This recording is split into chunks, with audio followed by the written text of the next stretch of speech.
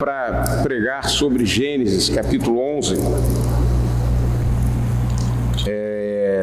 versos de 1 a 5, no texto que nós conhecemos e que trata da Torre de Babel. Esse texto, eu peço que os irmãos o abram, para que nós possamos fazer uma leitura dele e assim proceder à mensagem.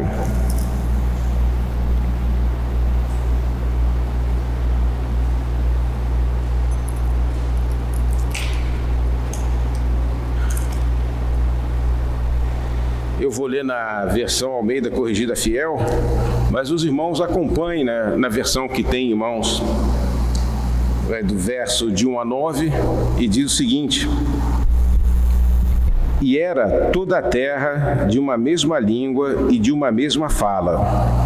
E aconteceu que, partindo eles do Oriente, acharam um vale na terra de Sinar, e habitaram ali. E disseram uns aos outros: Eia, façamos tijolos e queimemo-los bem. E foi-lhes o tijolo por pedra e o betume por cal. E disseram: Eia, edifiquemos nós uma cidade e uma torre cujo cume toque nos céus, e façamo-nos um nome, para que não sejamos espalhados sobre a face de toda a terra.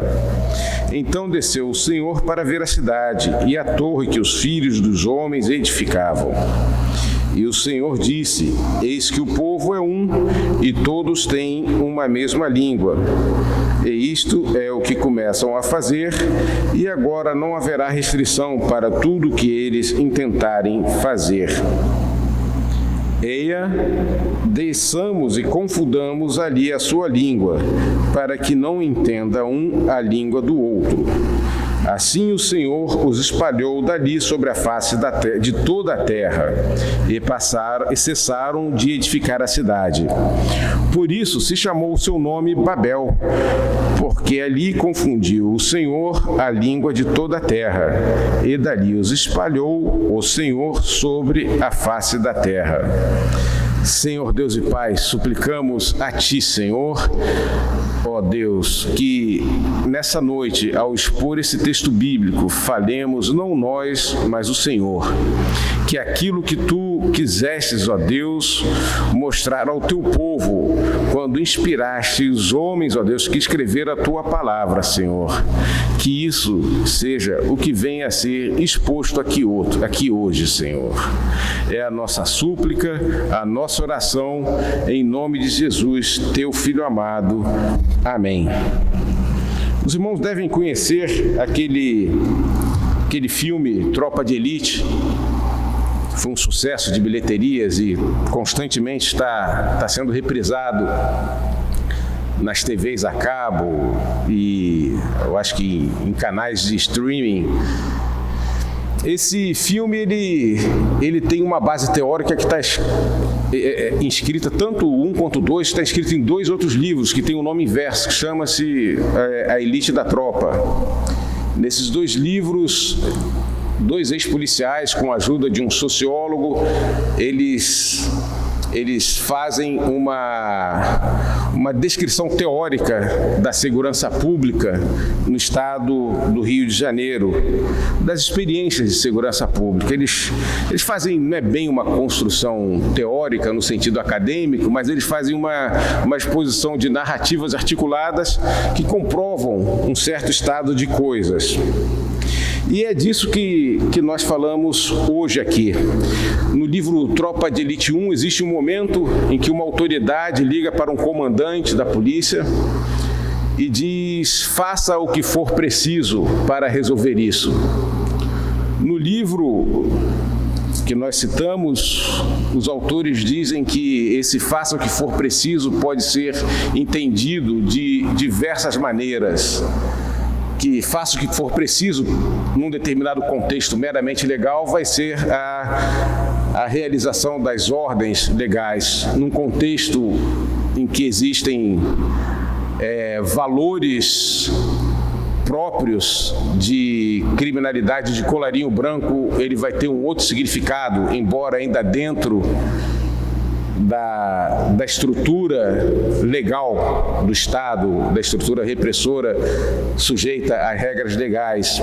E em outros contextos, ela vai ter um contexto conforme o comportamento daquele grupo que está ali a receber estas ordens. E realmente existe um sociólogo, sociolinguista chamado Aaron Vitor Sicorel, que ele escreveu um livro, ele é professor da Universidade da Califórnia, ele escreveu um livro muito interessante chamado Delinquência e a Atribuição de Responsabilidade, em que ele fala o seguinte: olha, as normas gramaticais, elas se dividem em basicamente duas. Normas de superfície, que são essas normas que estão na gramática, que estão escritas no papel, essas normas em que palavras são articuladas para dar um determinado sentido e assim transmitir uma mensagem, mas elas também têm em paralelo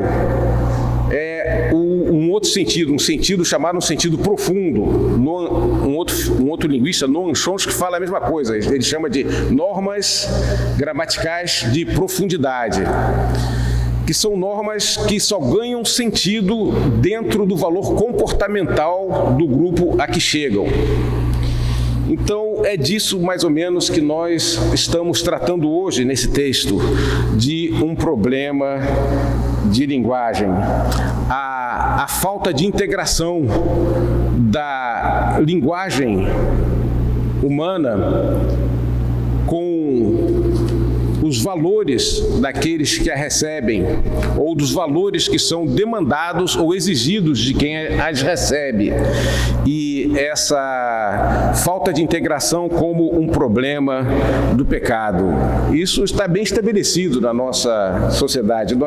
Existe uma figura legal no direito civil que é a chamada reserva mental, que anula todos os atos. É quando a pessoa já emite uma vontade, guardando no íntimo o desejo de não cumpri-la, ou a determinação de já não cumpri-la, como, por exemplo, alguém assina um negócio passando um cheque sem fundos, sabendo que não tem provisão de fundos, e quer que aquele negócio permaneça depois que o cheque volta sem provisão, por não ter sido pago. Aquele negócio é nulo desde o início, ele é como se ele não tivesse existido.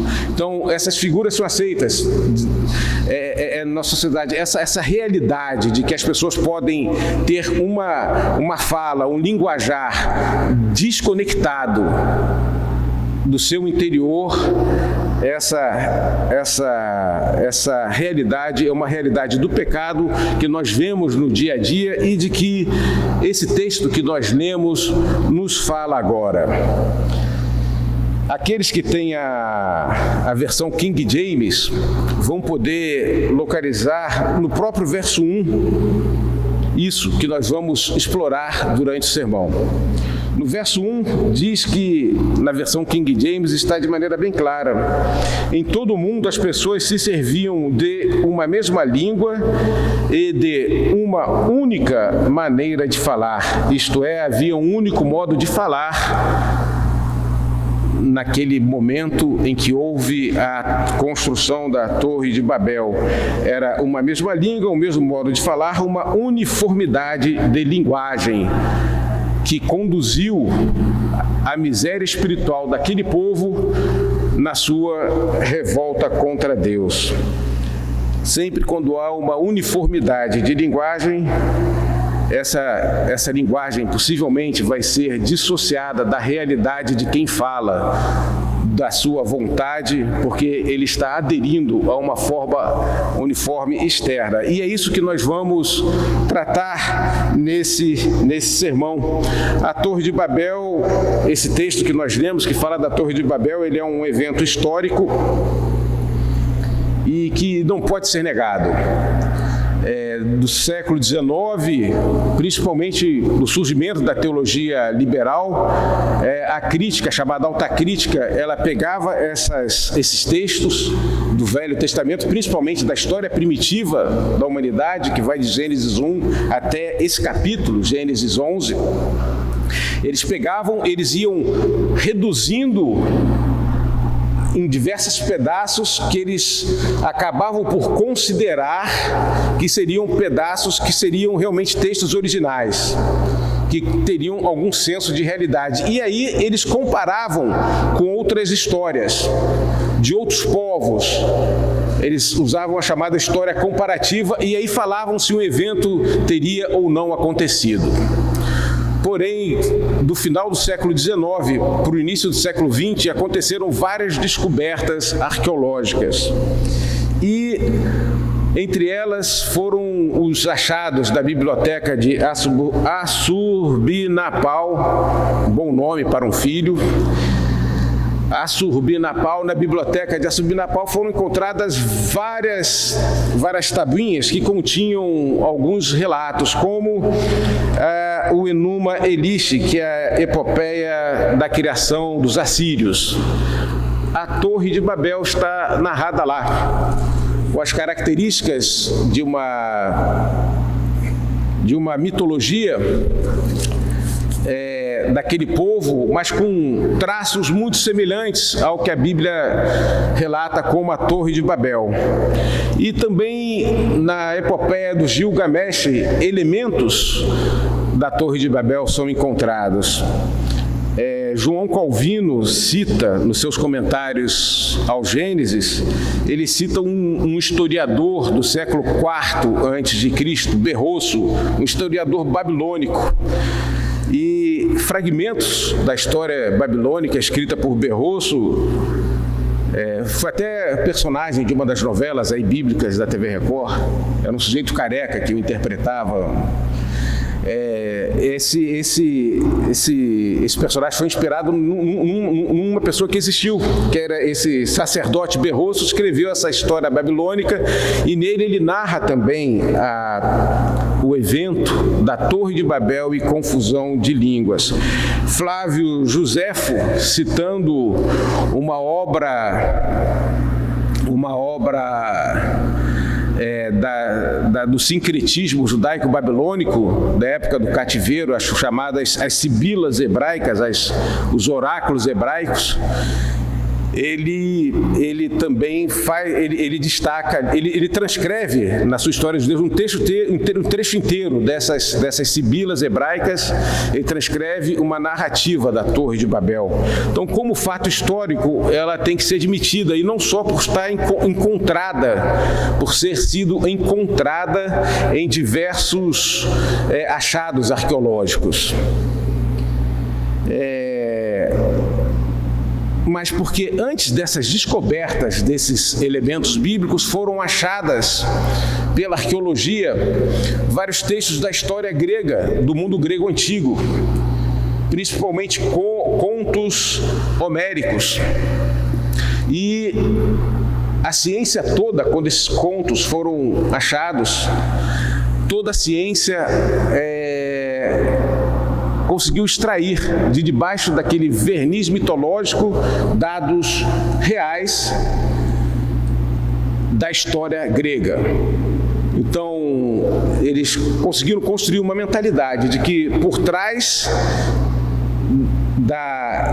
de narrativas mitológicas haveriam fatos verdadeiros. E eles incorporam aquilo à história grega antiga e, na sequência, Deus agindo, vem a descoberta de elementos da Bíblia, como esse que nós lemos na Antiguidade, utilizando os mesmos métodos arqueológicos e históricos que haviam sido utilizados para os gregos, para a descoberta dos elementos da história grega antiga.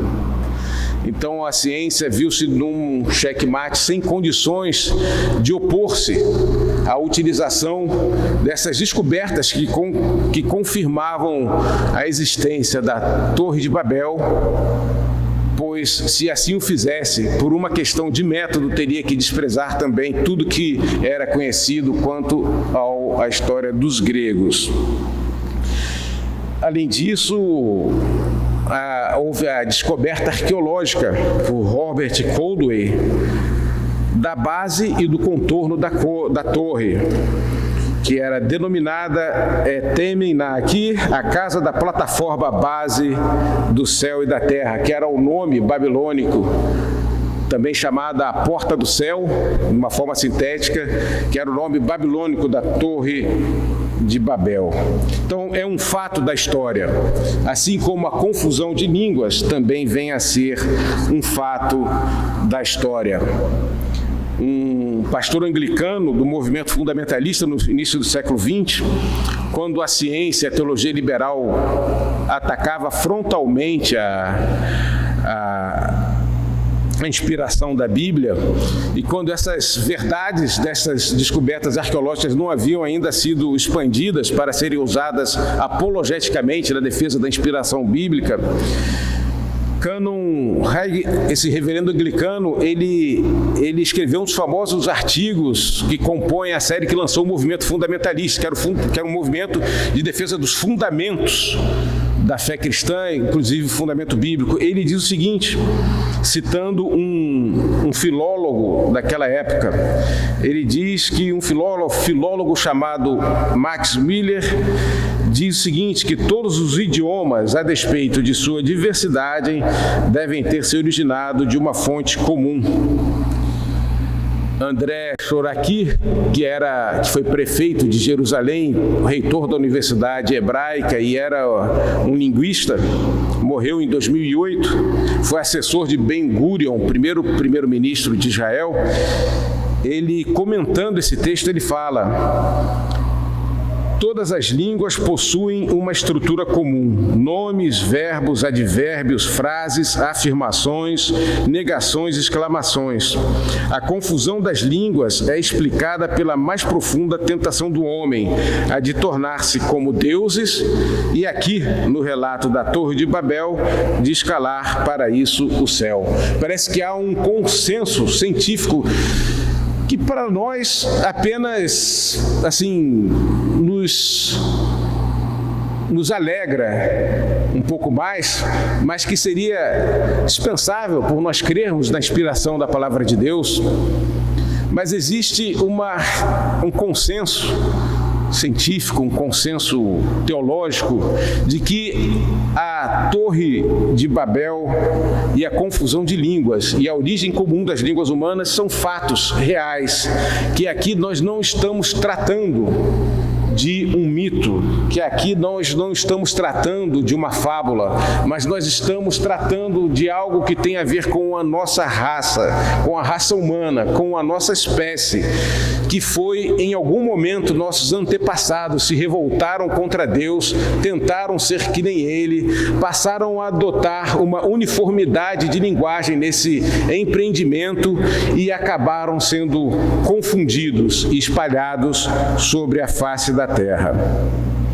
A realidade desse fato é que está no fundamento da chamada de Abraão, como nós iremos ver.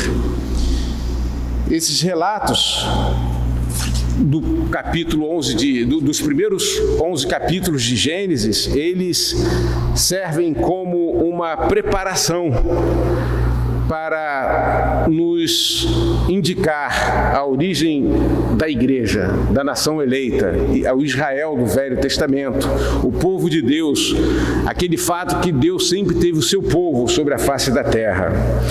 Ele serve para nos mostrar por que e desde quando Deus preserva o seu povo no contexto das suas famílias na face da terra durante as tribulações. A eleição do povo de Deus começa a ficar clara com o foco concentrando numa linhagem específica de Adão, a de Sete indo até Noé. Depois, numa linhagem única de um dos filhos de Noé, a de Sem, afunilando-se até Abraão. Parece que nos primeiros 11 capítulos o pecado vai crescendo. Nós podemos fazer um paralelismo desse texto de Gênesis com a queda e com o dilúvio.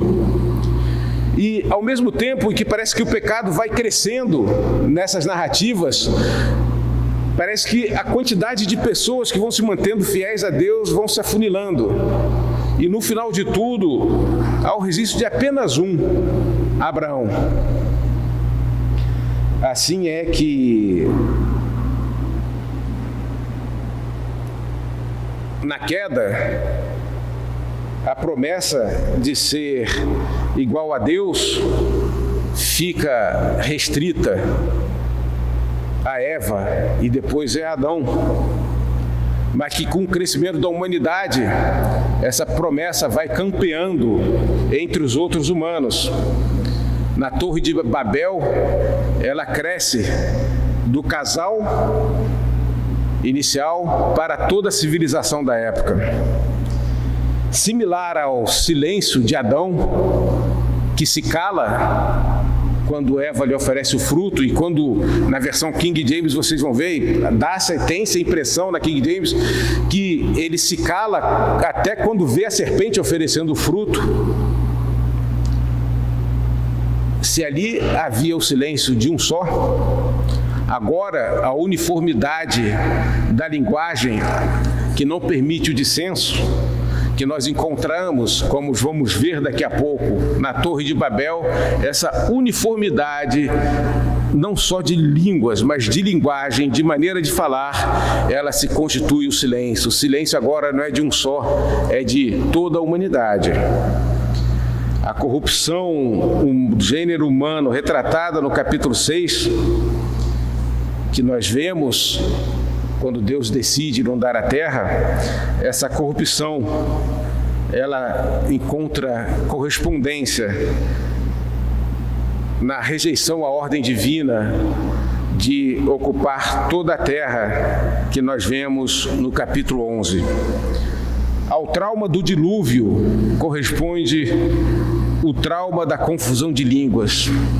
A Noé, que é salvo com sua família, corresponde a Abraão. Noé e sua família seriam mortos pelo dilúvio, mas Deus exerce a sua graça para com ele dentro de um plano maior da redenção humana. Abraão e sua mulher não deixariam descendência por causa da esterilidade de ambos, mas Deus exerce sua graça para com eles, dando-lhes Isaque dentro de um plano maior de redenção. Esse contexto aponta para a ausência de solução do problema do pecado pelo ser humano. E ao mesmo tempo aponta para que só a redenção promovida por Deus pode livrar o homem do pecado. Então, irmãos, feita essa introdução histórica, nós vamos passar ao exame de alguns versos, espero de forma sucinta. Quando nós vemos o primeiro verso, e era toda a terra de uma mesma língua e de uma mesma fala, eu, pelo menos, desde a minha infância, eu sempre registrei a questão da confusão de línguas, da língua mesmo, português, inglês, a variedade. Eu nunca me atentei para esse outro aspecto que ele fala de uma mesma língua e de uma mesma fala. No original, ele usa a expressão língua aqui no texto, mas no original o que se usa é a expressão lábio, órgão externo, que é a mesma expressão utilizada para a fronteira. É a mesma expressão utilizada, a expressão chamada safá, em hebraico, que é utilizada para indicar limite, exterioridade, o contato de uma fronteira, de uma propriedade com outro. É a mesma palavra usada para lábio, que é o lábio do homem. É a mesma, na Septuaginta vai corresponder aquele verso quando Deus fala: esse povo me honra com os lábios, e dos profetas também, quando fala de que eles honravam a Deus com o lábio, mas o coração estava sujo, algo externo. Quando ele fala que é de uma mesma fala, ele está dizendo que eles tinham um linguajar apenas de convivência, mas um linguajar que lhes permitia um empreendimento comum, mas que não expressava realmente a realidade. para referir-se à língua, usa a expressão lábio, o órgão externo, e não língua interna, que no hebraico, a outra palavra, quando se quer falar do que a pessoa está dizendo de dentro de si, usa-se a expressão no hebraico correspondente à língua. Expressão lábio com o mesmo sentido de fronteira, limite com o outro, no sentido de que a terra só tinha como maneira de falar aquela maneira uniforme com o outro. Era uma sociedade do politicamente correto, que ninguém feria a suscetibilidade do outro, em que todos concordavam, em que ninguém talvez fosse magoado e não fosse ofendido. Era uma língua de fronteira,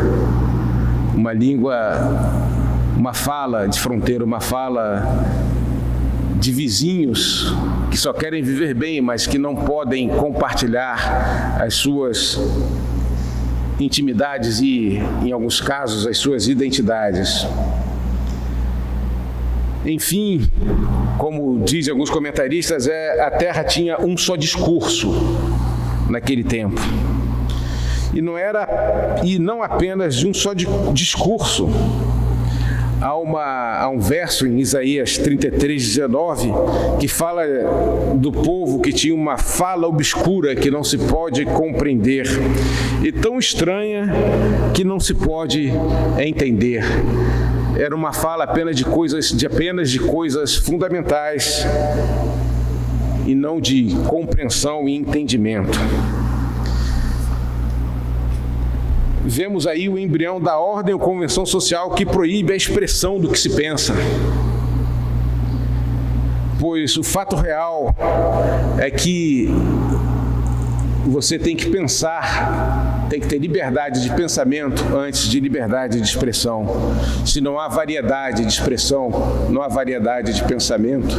Se não há variedade de palavras, não há exercício de entendimento numa vida e no mundo tão complicado para nós hoje, e imagine naquela época, em que não haviam tantas tecnologias que nós hoje dispomos, que facilitam a nossa vida.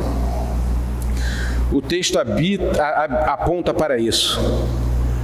Houve um abandono da unidade na diversidade que Deus havia criado.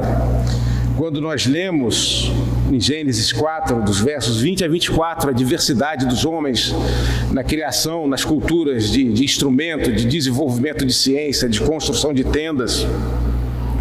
Quando nós lemos a diversidade de cultura, por exemplo, em Caim e Abel, um era agricultor e outro pecuarista, nós vemos que houve um abandono da diversidade estabelecida por Deus, mesmo sujeita à queda, aos efeitos da queda. Houve o abandono dessa diversidade para uma troca dessa diversidade por uma uniformidade.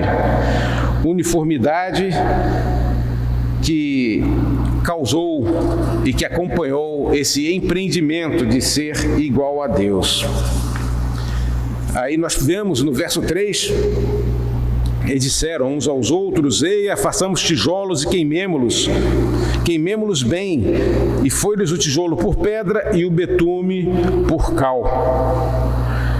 Degradando-se a linguagem, degrada-se também a cultura. A cultura principal daquela civilização, nessa busca por ser igual a Deus, era só uma: era ser industrial. Era só fazer tudo, era fazer tijolo e processar betume. Era só isso. Tudo mais que aquele povo fazia era acessório. E que diferença disso, meus irmãos, do que Deus estabeleceu para o seu povo? Porque se nós formos olhar bem a confissão de fé de Westminster, se nós formos olhar muito bem, quando se fala do 5º mandamento, que é honrar pai e mãe, quando o Catecismo Maior de Westminster, na resposta à pergunta 124, fala, e o que os comentaristas desse catecismo falam, quando se comenta a resposta a essa pergunta, é de que a reverência entre as pessoas se dá não só pela autoridade que elas têm, civil ou religiosa, e principalmente familiar, mas também pelas autoridades que elas têm na multiplicidade de dons estabelecidas. Então, por exemplo, eu posso ter quantos títulos eu tiver, mas eu não sou melhor do que o eletricista que vai resolver o problema. Então, quanto àquilo, a orientação que ele der, o material que ele mandar eu comprar, vai ser isso. Eu vou reverenciá-lo nisso.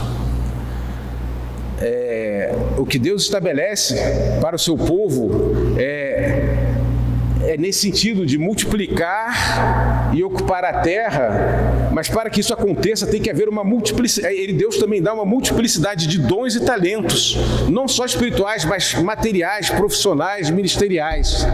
E Deus estabelece que nessa multiplicidade de dons e talentos, nós devemos honrar quem tem os talentos e os dons que nós não temos. Que diferença disso para o que acontecia ali na Torre de Babel, em que apenas aqueles que dirigiam as obras, aquela classe sacerdotal que estava construindo a porta do céu, e os seus engenheiros de obras ocupavam a posição primordial de honra. E finalmente, a causa final, no verso 4, que nós vemos para a construção da Torre de Babel. Qual foi essa causa? Essa causa final foi atender ao que Satanás havia prometido a Eva. Venhamos e sejamos como Deus, façamos um nome para nós, escalemos até o céu. O verbo no original está no imperativo reflexivo, no sentido de uma convocação da humanidade para o projeto da Torre de Babel. Um ostensivo e retumbante desafio à ordem de Deus dada no capítulo 9 a Noé e sua família. Alguns fazem o cálculo de que Noé talvez estivesse vivo aqui nessa época ainda. Não se sabe. O Berrosso, que nós citamos, ele data 130 anos, que a Torre de Babel se deu 130 anos após o dilúvio. É possível que haja isso, mas essa proximidade nos faz ver que eles sabiam do mandato de Deus de espalhar-se pela terra e que essa convocação da humanidade para construir a torre era uma afronta a Deus, era um desafio a Deus. Joséfo diz que era um desafio não só a ordem de ir, mas era um desafio à justiça de Deus, porque eles fariam a torre como uma referência para reagruparem-se durante e após o dilúvio, e assim, após um novo dilúvio, e assim escapar à justiça de Deus. Mas Deus intervém, né, meus irmãos? Deus é um Deus santo que não admite ser afrontado, embora seja longânimo e misericordioso. Ou ele vai ser misericordioso, ou ele vai ser justo. E ser misericordioso é ser misericordioso com quem se quer ser misericordioso. Senão a misericórdia não é misericórdia. Por isso ele vai começar a eleger o seu povo. Nos versos 5 e 6, o que nós vemos é que Deus diz assim, no verso 5: então desceu o Senhor para ver a cidade e a torre que os filhos dos homens edificavam. Essa expressão desceu, ela é colocada assim na perspectiva humana. Ela é colocada na perspectiva humana porque nós sabemos que nosso Deus já sabia desde sempre de que haveria essa torre. Mas ela é colocada nessa perspectiva humana com a mesma carga dramática que é colocada lá em Gênesis, capítulo 3, verso 8, quando diz que Deus vem na viração do dia novamente para conversar com Adão, depois que Adão comeu o fruto. Deus já sabia que Adão havia comido o fruto. Ele quer dar a entender aqui, o autor do Gênesis, que Deus contrastou a sua santidade com o pecado aqui da humanidade. O mesmo verbo descer é utilizado aí quando ele vai ver Sodoma e Gomorra. Ele já sabia que Sodoma e Gomorra era uma cidade destrambelhada já nos últimos níveis de pecaminosidade. Lá em Gênesis 18, ele já sabia disso, mas quando ele utiliza essa expressão desceu, é essa ideia que ele vem até a nossa situação de miséria. É um confronto da santidade de Deus com o pecado do homem. E no verso 6 e 7, quando ele fala, e o Senhor disse, eis que o povo é um, e todos têm uma mesma língua, e isto é o que começam a fazer, agora não haverá restrição para tudo o que eles intentarem fazer. Eia, desçamos e confundamos a sua língua. Ele fala aqui o seguinte, que aquilo que a humanidade não tem condições de compreender e expressar, e é esse o verdadeiro sentido que o autor bíblico quer nos dar. Por isso ele usa o plural, quando ele fala da descida de Deus e da ação de Deus de confundir os homens. É isso que ele está dizendo, aquilo que a humanidade não tem condições de compreender e expressar, o seu estado de miséria espiritual, a própria Trindade compreende e exprime. Isso que está no verso 6, de que essa conclusão, eis que o povo é um e todos têm uma mesma língua, e isto é o que começam a fazer, e agora não haverá restrição para tudo que eles intentarem fazer. Ele está exprimindo isso porque aquele povo não tinha condições de compreender isso.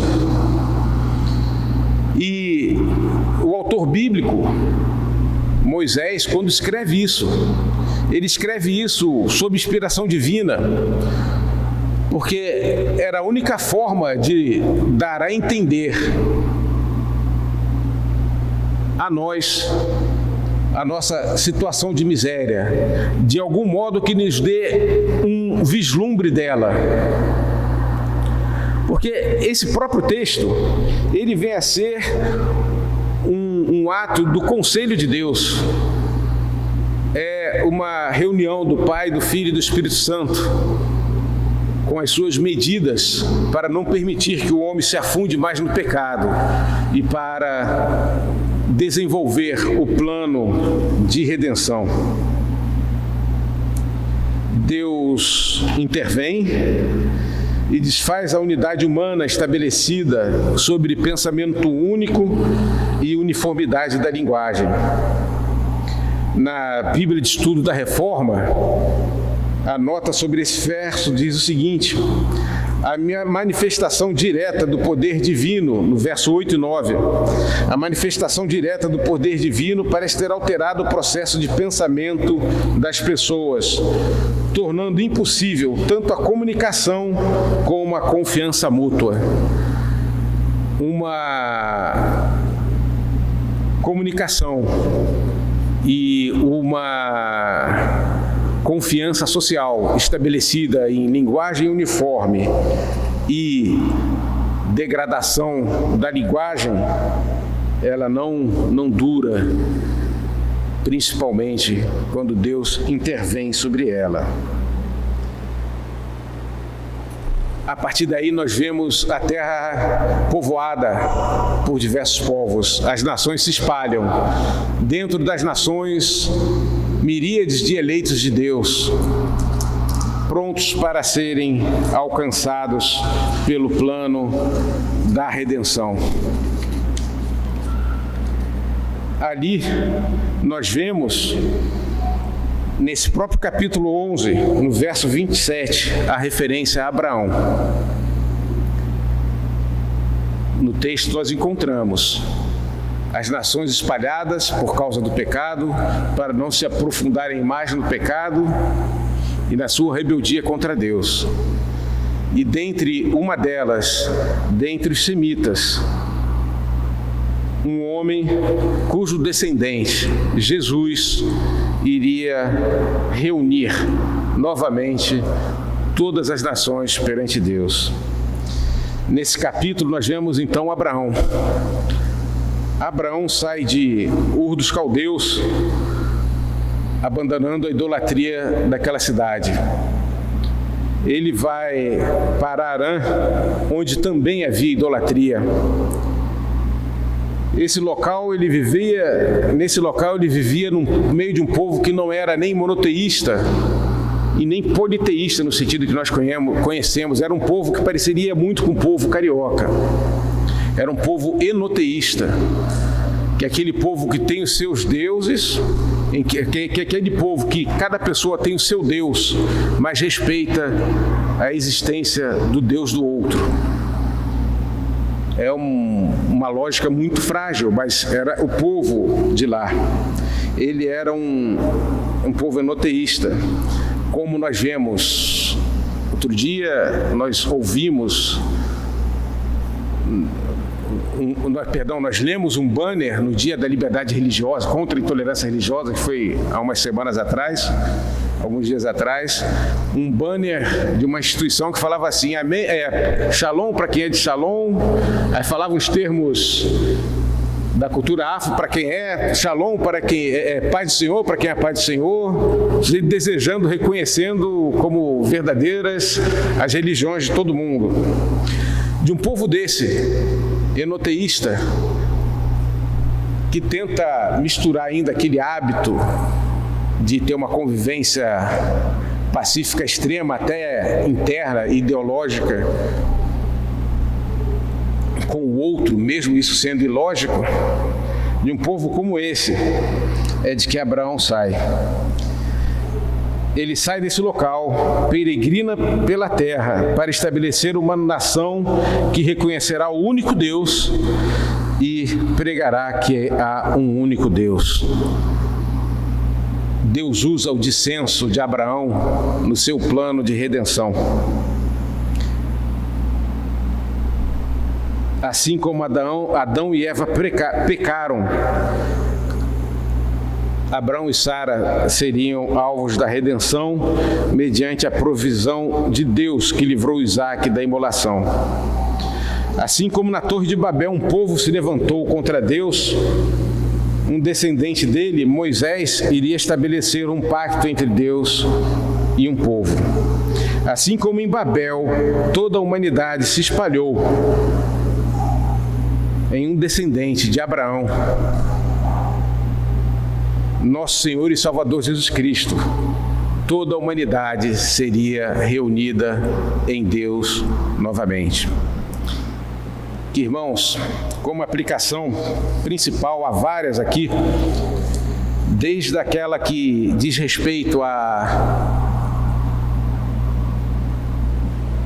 nós mantemos a integridade da linguagem como uma evidência de salvação, não só a integridade de articulação, mas de falarmos como o nosso Senhor disse, que sim, sim seja sim e não seja não, de adorarmos a Deus não só apenas com lábio, mas de coração, para que não sejamos iguais àqueles que Deus confundiu e não sejamos também assim confundidos, mas também uma outra, que é a necessidade de dissenso e a característica de dissentir do presente século, de discordar do presente mundo, de não nos conformarmos com ele.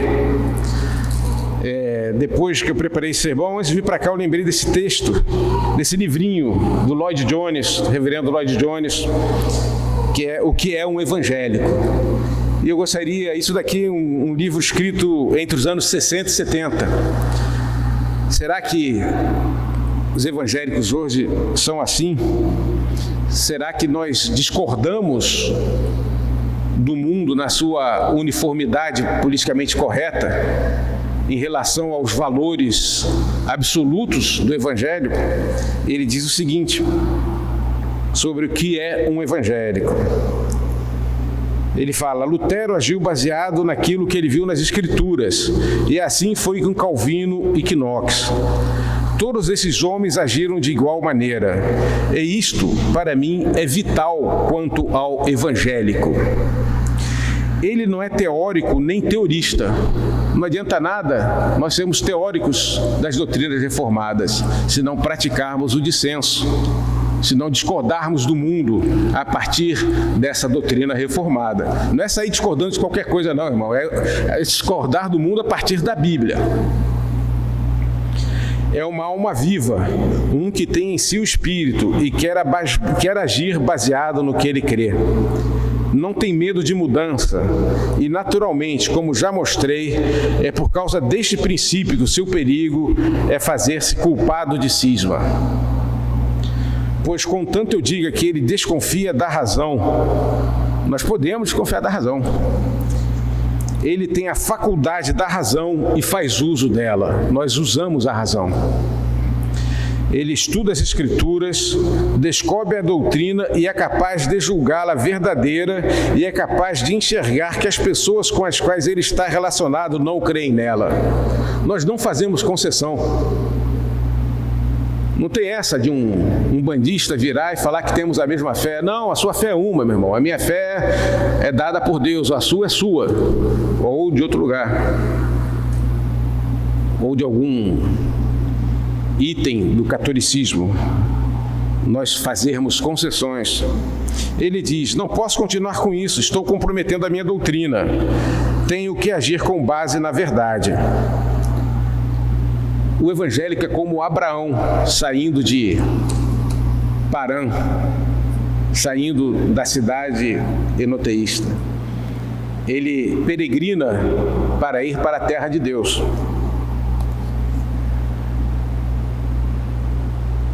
Ele fala assim: não obstante, ele é um homem que está pronto a mudar e pronto a agir fundado em sua crença, e isso é algo que o diferencia dos não evangélicos. Deixaria essa aplicação, meus irmãos, por fim, para que nós venhamos a meditar nela durante essa semana.